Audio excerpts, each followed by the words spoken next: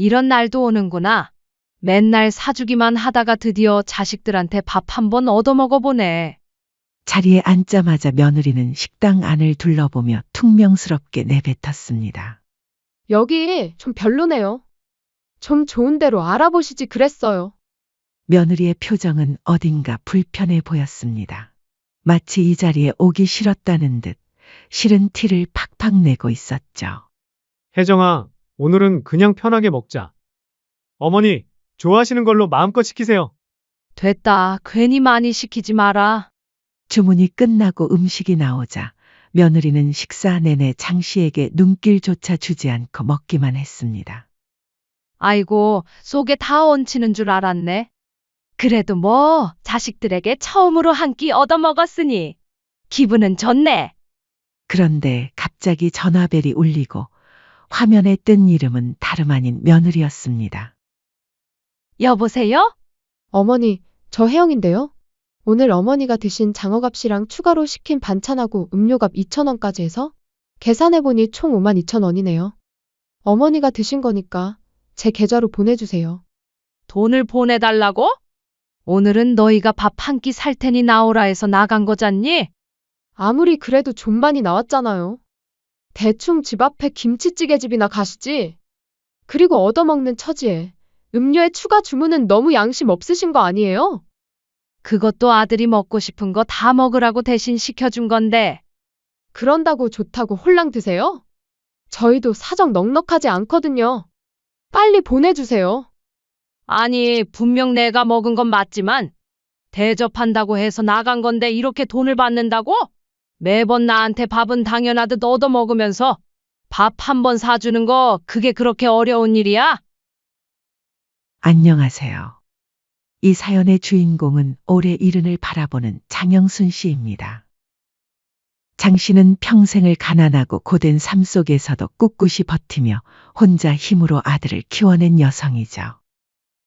젊은 시절 남편을 일찍 여의고 시장 좌판에서 작은 김밥집을 하며 아들을 공부시키고 입히고 먹이며 키워냈습니다. 허리가 휘어지도록 일해도 가진 건 없었지만 아들이 결혼해 가정을 이루는 모습을 볼 때면 지난 고생이 모두 보상받는 기분이었어요. 그런 장 씨에게 자신도 믿기 어려운 일이 벌어질 줄은 정말 꿈에도 몰랐죠. 결혼 후 아들과 며느리는 매주 장 씨의 집을 찾았고 사정이 딱한 아들을 위해 장 씨는 식탁 가득 반찬을 차렸습니다. 묵은지찜, 제육볶음, 직접 담근 오이지, 장 씨는 늘 손이 바빴죠. 반면 며느리는 어머니 요리 정말 맛있어요라고 말하면서도 시댁에서 식사 후 설거지 한 번을 한 적이 없었습니다. 젊은 애가 아직 서툴러서 그런가 보다. 시간이 지나면 나아지겠지. 장 씨는 그런 며느리의 모습을 보며 속으로 생각하면서도 마음 한편으로는 서운함을 느꼈습니다. 진우야, 너희는 나를 집에 한번 초대를 안 하는구나. 한 번은 장 씨는 툭 내뱉듯 말했습니다. 아들은 장난스럽게 웃으며 대답했습니다. 우리 집은 좁잖아요. 그냥 어머니 집에서 만나면 되죠.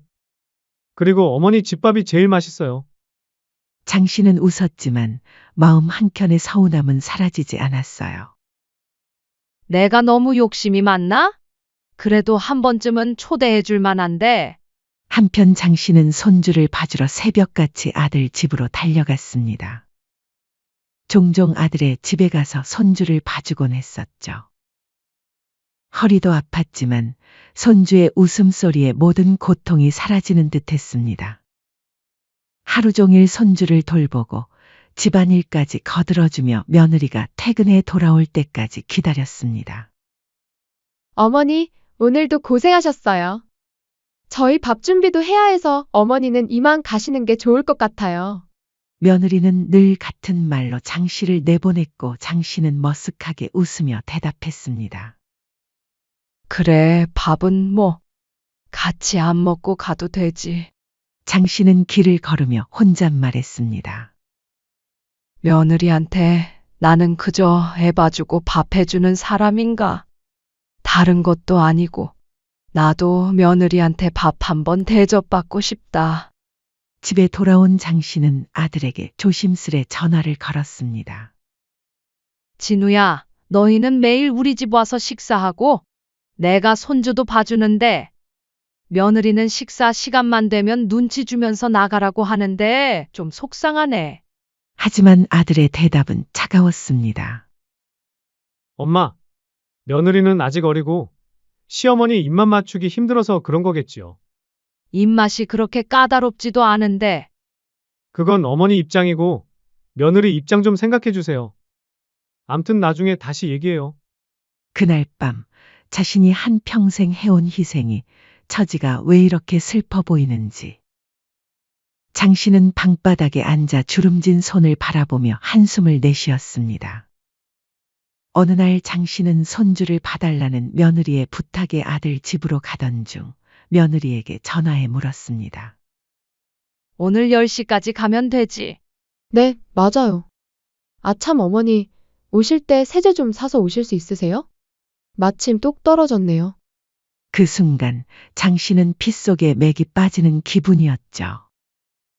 자신은 반찬을 하고 집안일까지 거들어주는데 세제까지 사서 오라니.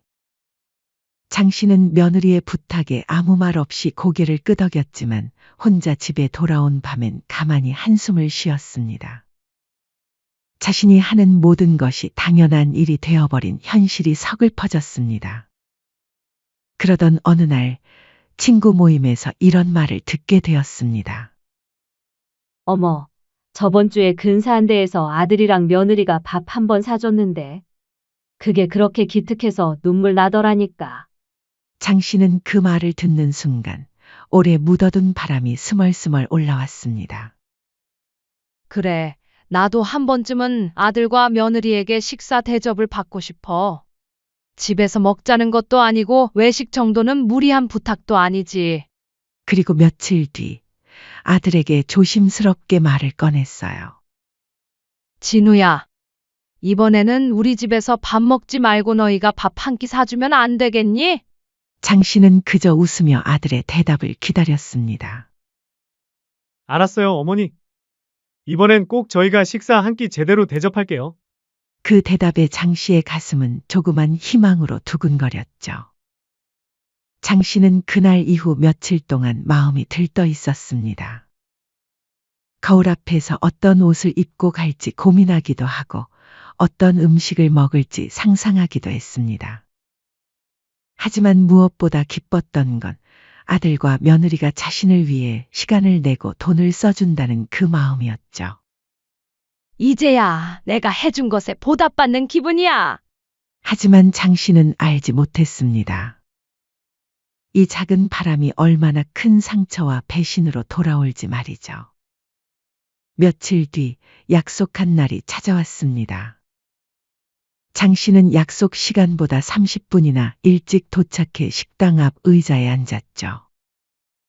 길가로 불어오는 바람이 얼굴을 스쳤지만 장 씨는 추운 줄도 몰랐습니다.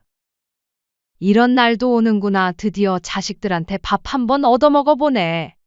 시계를 수없이 들여다보고 나서야 멀리서 아들과 며느리가 보였습니다. 며느리는 팔짱을 끼고 투덜대는 얼굴이었고 아들은 곤란한 표정으로 며느리를 달래듯 이야기하고 있었죠. 어머니, 많이 기다리셨죠? 아들이 장 씨 앞에서 웃으며 인사했습니다. 아니야, 나도 방금 왔다. 장 씨는 애써 미소를 지었습니다. 자리에 앉자마자 며느리는 식당 안을 둘러보며 툭 내뱉었습니다. 여기 좀 별로네요. 좀 좋은 데로 예약하고 오시지 그랬어요. 며느리의 표정은 어딘가 불편해 보였습니다. 마치 이 자리에 오기 싫었다는 듯 싫은 티를 팍팍 내고 있었죠. 장 씨는 움찔했지만 아들이 부드럽게 말했습니다. 혜정아, 오늘은 그냥 편하게 먹자. 어머니, 좋아하시는 걸로 마음껏 시키세요. 어휴, 밖이나 아니나 지저분하네. 며느리는 입을 삐죽이며 물을 한 모금 마셨습니다. 장 씨는 머뭇거리다 조심스레 말했습니다. 나는 장어구이 먹을란다. 아들이 장 씨를 보며 말했습니다. 그럼 양념도 더 시킬까요? 엄마 양념도 좋아하시잖아요. 뭘 시키긴 더 시켜? 이 정도면 충분한데. 됐다. 괜히 많이 시키지 마라. 괜찮아요. 오늘은 엄마가 드시고 싶은 거 다 드시는 날이에요. 며느리는 이를 보는 내내 시큰둥한 표정으로 손톱을 만지작거리다 말했습니다. 나는 양념 별로인데. 뭐 시키든지 하세요. 주문이 끝나고 음식이 나오자 며느리는 젓가락을 한 번 집었다 내려놓으며 투덜댔습니다. 근데요, 어머니, 제가 병원이라도 예약해 드릴까요? 짠 걸 잘 못 느끼시는 것 같아요. 반찬해 오실 때 간 좀 약하게 해주시면 안 될까요? 지난번에도 고기 반찬 너무 짜서 물을 엄청 먹었거든요. 아들은 며느리의 눈치를 보며 말했습니다. 혜정아, 다 좋은데 그런 얘긴 나중에 하자. 그럼 그만할게요. 어머니 또 연세가 있으시잖아요. 진심으로 걱정돼서 말씀드리는 거죠. 며느리는 대충 음식을 입에 넣고 눈길조차 주지 않았습니다. 장 씨는 겨우 웃으며 대답했습니다. 그래, 알겠다. 한동안 어색한 정적이 흐른 자리에서 유일하게 아들만 애써 분위기를 띄우려 했습니다. 엄마, 이거 좀 더 드셔. 장어 맛있네. 그래도 너희 덕분에 잘 먹는구나. 장 씨는 미소를 지었지만 마음속에선 시린 기운이 차올랐죠. 식사를 마치고 나자 며느리는 가방을 챙기며 툭 던지듯 말했습니다. 저희 일 있어서 먼저 갈게요. 장 씨는 그래 하고 고개를 끄덕였지만 자리에서 일어나지 못한 채 한참을 앉아 있었습니다. 아이고, 속에 다 얹히는 줄 알았네. 그래도 뭐, 자식들에게 처음으로 한 끼 얻어먹었으니 기분은 좋네. 그날 저녁 집에 돌아온 장 씨는 허리춤에 핸드폰을 꽂아두고 설거지를 하고 있었습니다. 그런데 갑자기 전화벨이 울리고 화면에 뜬 이름은 다름 아닌 며느리였습니다. 여보세요? 어머니, 저 혜영인데요.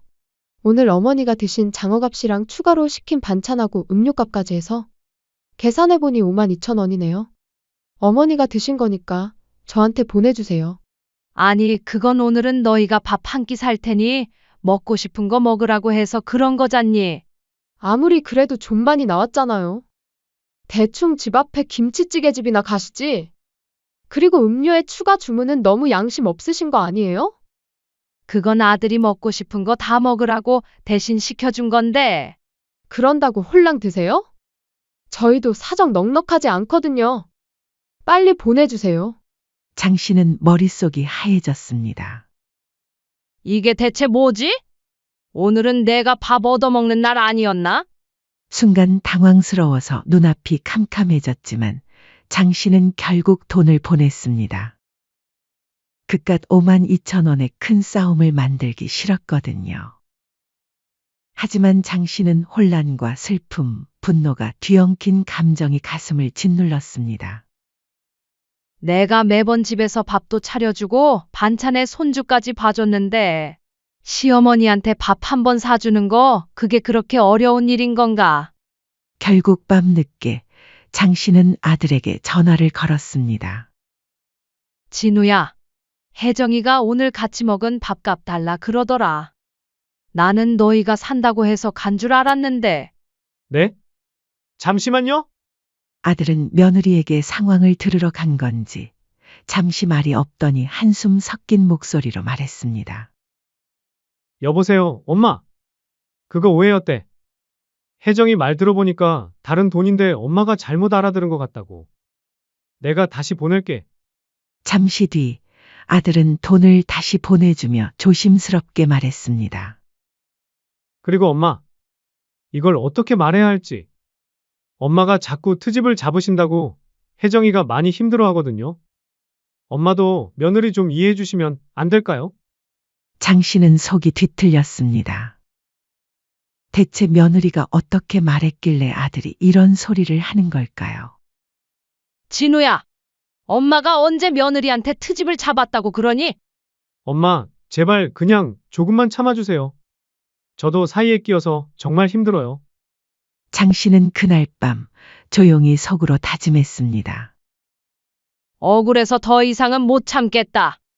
며느리가 아들에게 뭐라고 거짓말을 하고 있는지는 몰라도 아들은 이미 며느리 말만 믿고 있고 나도 이제 당하고만 있지 말고 제대로 된 증거를 잡아야겠어. 그래야 아들이 진실을 알 수 있을 거야. 그때부터 장 씨의 마음은 눈물 대신 차가운 결심으로 변해가고 있었습니다. 며칠 뒤 며느리에게서 전화가 왔습니다. 역시 며느리가 이걸 조용히 넘길 리가 없지. 며느리의 목소리는 매우 날카로웠습니다. 어머니, 왜 남편한테 그렇게 말하셨어요? 그럼 제 입장이 뭐가 돼요? 아들네한테 밥 얻어먹는 게 무슨 자랑이라고. 아니, 전부 내달라고 한 것도 아니고 어머님 드신 것만 달라고 했는데, 제발 눈치껏 행동 좀 해주세요. 돈 보내고 조용히 좋게 끝내면 됐잖아요. 장 씨는 천천히 숨을 고르고 조용히 말했습니다. 너희가 사준다 해서 먹으러 간 거지 내가 내는 거면 안 갔다. 그리고 왜 아들한테는 거짓말하니? 그렇게까지 해서 아들이랑 내 사이를 간신배처럼 이간질하고 싶었니? 장 씨는 일부러 며느리의 속마음을 끌어내려는 듯 나를 세워서 말했습니다. 며느리는 순간 정적 후에 목소리를 높였습니다. 뭐라고요? 거짓말, 간신배? 지금 말 다 하셨어요? 진짜 어이없네. 장 씨는 이어서 차갑게 내뱉었습니다.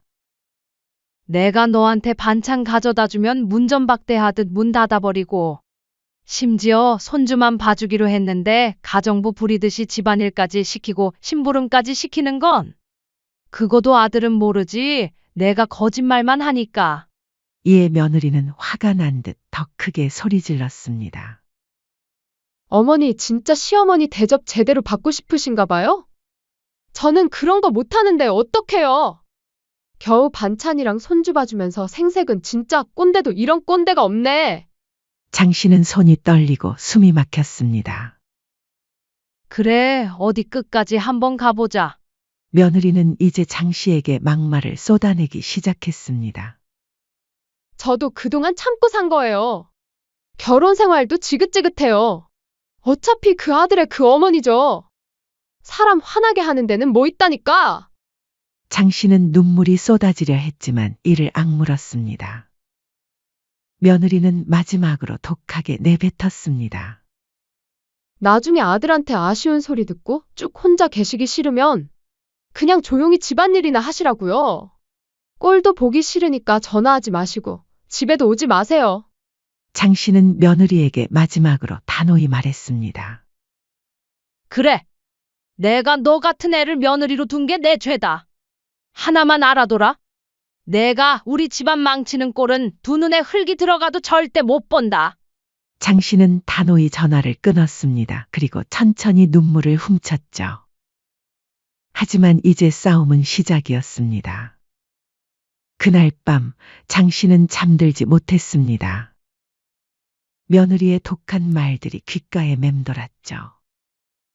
장 씨는 방 안을 서성이며 생각했습니다. 이제 정말 아들에게 모든 걸 밝혀야겠어. 아들이 이런 며느리한테 속고 사는 꼴을 더 이상 보고 있을 수만은 없어. 며느리가 했던 말들을 하나하나 떠올리며 장 씨는 녹음 기능을 확인했습니다. 장 씨의 마음속엔 서운함과 분노가 차오르고 있었습니다. 이제 정말 마지막 카드를 써야 할 때가 온 것 같았죠. 그리고 결국 장 씨는 결심했습니다. 어느 늦은 오후 아들과 며느리를 집으로 불렀습니다. 장 씨의 목소리는 떨렸지만 단호했습니다. 오늘은 내가 너희한테 긴히 할 말이 있다. 꼭 며느리도 같이 와야 해. 그날 저녁 아들과 며느리는 장 씨의 집 거실에 앉았습니다. 아들은 아무것도 모르는 표정이었고 며느리는 팔짱을 낀 채 시선을 딴 데 두었죠. 장 씨는 깊은 한숨을 내쉬었습니다. 엄마가 평생 너를 위해 살아왔잖니? 밥 해주고 반찬 해주고 손주 봐주고 힘들었지만 참을 수 있었어. 하지만 이제 더는 못 참겠다. 며느리가 눈을 선하게 뜨더니 아무것도 모른다는 듯이 말하기 시작했습니다. 어머니, 혹시 제가 뭐 또 잘못했나요? 오해가 있으신 것 같은데 대화로 좋게 풀어봐요. 장 씨는 아들을 바라보며 담담히 말했습니다. 진우야, 엄마 얘기 좀 들어봐라. 그동안 내가 며느리한테 무슨 대접을 받으며 살아왔는지 너가 알고 있는 게 다가 아닐 수도 있어. 그리고 장 씨는 며느리가 자신에게 했던 말과 태도를 하나하나 짚어 이야기했습니다. 그동안 혜정이가 손주 봐달라고 부탁해서 갔는데 하루 종일 애만 보는 게 아니라 집안일에 심부름까지 시켰어. 세제 사오라고 장 봐오라고. 그것도 모자라서 밥 시간만 되면 밥도 안 주고 문전박대하듯 내쫓았어. 며느리의 얼굴이 새하얘졌습니다. 어머니, 제가 언제 그랬다고. 장 씨는 며느리를 똑바로 쳐다보며 계속했습니다. 그리고 최근에 내가 너희한테 밥 한 끼 사달라고 했을 때 기억나지? 너희가 사준다고 해서 갔는데 나중에 전화로 음료값, 추가 반찬값 하나하나 칼같이 계산해서 돈 달라고 했어. 정확하게 52,000원이라고 말하면서 그건 진우야, 너는 엄마가 며느리한테 너무한다고 생각하겠지만 장 씨는 핸드폰을 꺼내 들었습니다. 이걸 들어봐라. 그날 장 씨는 일부러 며느리와 통화를 녹음했습니다. 며느리가 장 씨에게 폭언하며 내뱉은 말들이 고스란히 담긴 음성이 거실에 울려 퍼졌죠. 어머니 진짜 시어머니 대접 제대로 받고 싶으신가 봐요? 저는 그런 거 못하는데 어떡해요? 겨우 반찬이랑 손주 봐주면서 생색은 진짜 꼰대도 이런 꼰대가 없네. 녹음된 며느리의 목소리는 차갑고 도끼가 서려 있었습니다. 역시 그 아들의 그 어머니죠. 둘 다 똑같아. 결혼 생활도 지긋지긋해요. 나중에 쭉 혼자 계시기 싫으면 그냥 조용히 집안일이나 하시라고요. 꼴도 보기 싫으니까 전화하지 마시고 집에도 오지 마세요. 아들은 처음엔 믿을 수 없다는 듯 멍하니 앉아 있다가 눈빛이 서서히 흔들리기 시작했습니다. 혜정아, 이게 대체 뭐야? 며느리는 얼굴이 붉어지더니 소리쳤습니다. 아니에요. 어머니가 일부러 유도해서 그런 거예요. 우리 사이 이간질하려고. 이간질? 내가 너희 사이를 갈라놨다고? 장 씨는 떨리는 목소리로 웃었습니다. 들었지? 진우야, 이걸 듣고도 내가 잘못했다고 할 거냐? 아들은 고개를 떨어뜨렸습니다. 엄마 미안해요. 정말 몰랐어요. 죄송해요. 며느리는 자리에서 벌떡 일어나 소리쳤습니다. 당신, 어머니 말 다 믿는 건 아니죠? 아들은 눈을 질끈 감더니 낮은 목소리로 말했습니다. 그만 좀 해. 우리 엄마한테 어떻게 그런 짓을 할 수가 있어? 당신까지 왜 이래요? 시어머니 눈치 보느라 나도 얼마나 힘들었는 줄 알아요? 거짓말하지 마. 더는 당신 말 안 믿어. 당신이 아니라 엄마가 며느리 눈치를 봤겠지. 당장 우리 엄마한테 사과해. 며느리는 눈을 부릅뜨고 소리쳤습니다. 솔직히 제가 뭘 그렇게 잘못했는데요? 겨우 밥 한 번 안 사준 거 가지고 삐져서 아들한테 쪼르르 일러 바치시고. 여기서 당신도 내 편 안 들어주면 다 끝낼 줄 알아요. 아들은 멀뚱히 며느리를 바라보더니 얼굴을 굳혔습니다. 그래, 끝내자. 뭐? 당신 지금 무슨 말 한지 알아? 설마 이혼하자는 거야? 더는 당신 말 듣기도 싫어. 우리 엄마가 얼마나 당신한테 잘해줬는데. 당신 말대로 그깟 밥 한 끼 사드리는 게 그렇게 아까워서 득달같이 달려들어? 그 돈도 내가 벌어온 돈인데? 당신이 왜 그걸로 유세야? 우리 끝내자. 우리 집도 시댁에서 해준 거니 집에 올 생각도 하지 마. 정리되면 부를 테니까 친정에 가 있어. 그제야 상황을 파악한 며느리는 울먹이며 팔을 붙잡았습니다. 여보, 미안해요. 다시는 안 그럴게요. 한 번만 봐줘요. 늦었어. 이 집에서 당장 나가. 여보, 제발.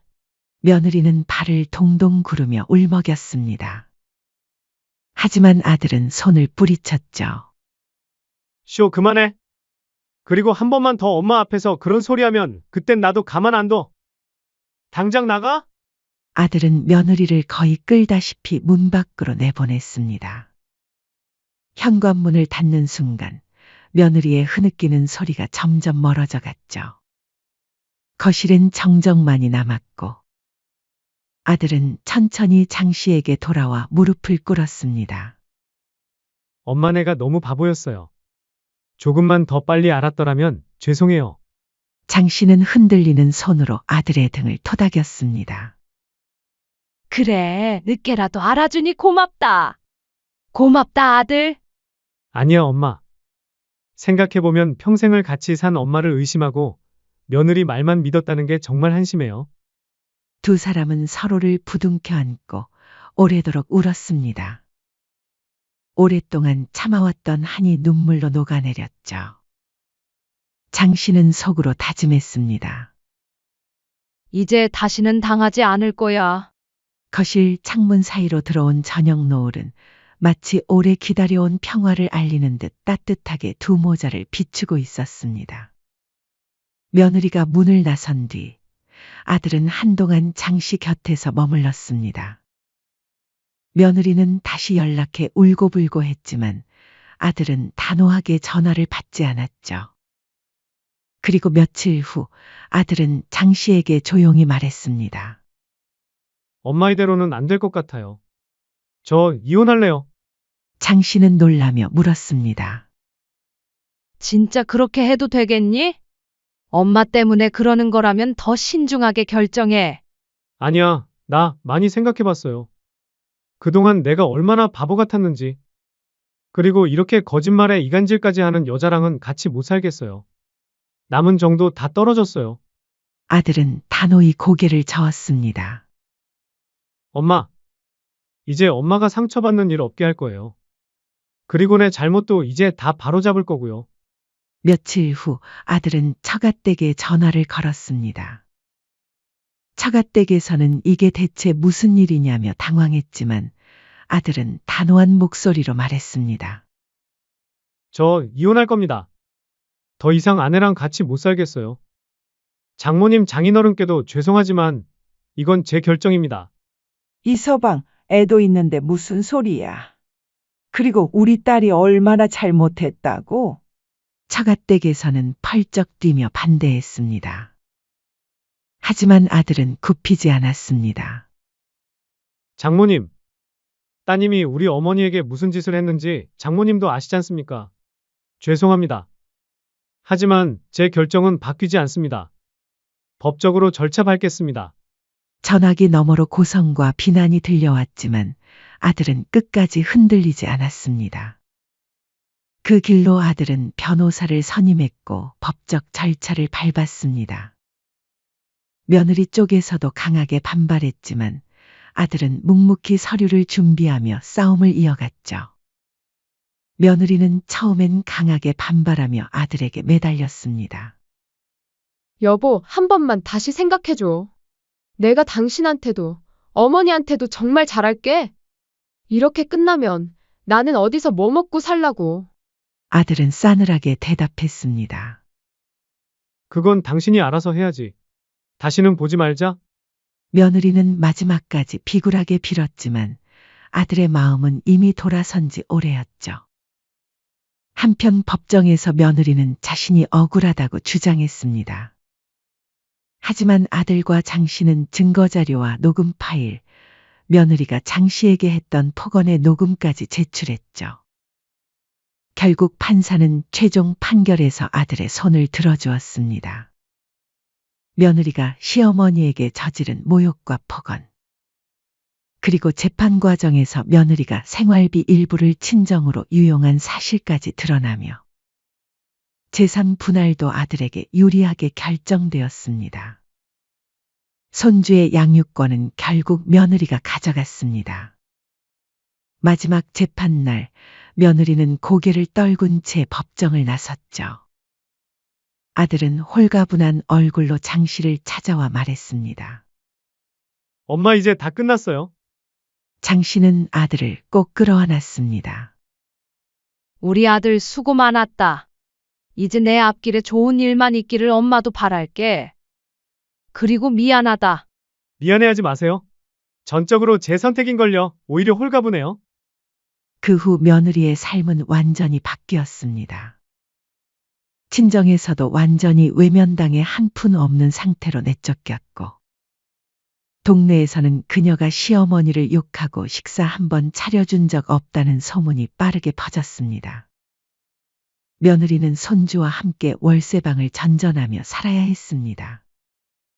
주변 사람들에게 외면당하며 일자리를 구해야 했죠.